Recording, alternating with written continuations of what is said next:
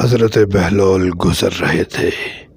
ایک بچے کو دیکھا، وہ کھڑا رو رہا تھا۔ دوسرے بچے اخروٹ سے کھیل رہے تھے۔ انہوں نے سمجھا اس بچے کے پاس اخروٹ نہیں، اس لیے رو رہا ہے، میں اس کو لے کر دیتا ہوں۔ انہوں نے کہا بیٹا رو نہیں، میں تجھے اخروٹ لے کر دیتا ہوں، تو بھی کھیل۔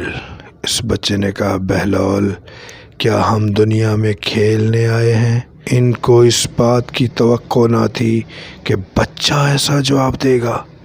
انہوں نے کہا اچھا پھر کیا کرنے آئے ہیں؟ بچے نے کہا اللہ تعالیٰ کی عبادت کرنے آئے ہیں۔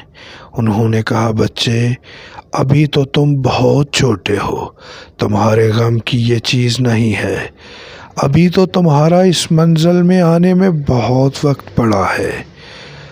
تو اس نے کہا ارے بہلول مجھے دھوکہ نہ دے، میں نے اپنی ماں کو دیکھا ہے، وہ صبح جب آگ جلاتی ہے تو پہلے چھوٹی لکڑیوں کو جلاتی ہے اور پھر اس پر بڑی لکڑیاں رکھتی ہے، اس لیے مجھے ڈر ہے کہیں دوزخ مجھ سے نہ جلائی جائے اور میرے اوپر بڑوں کو نہ ڈالا جائے۔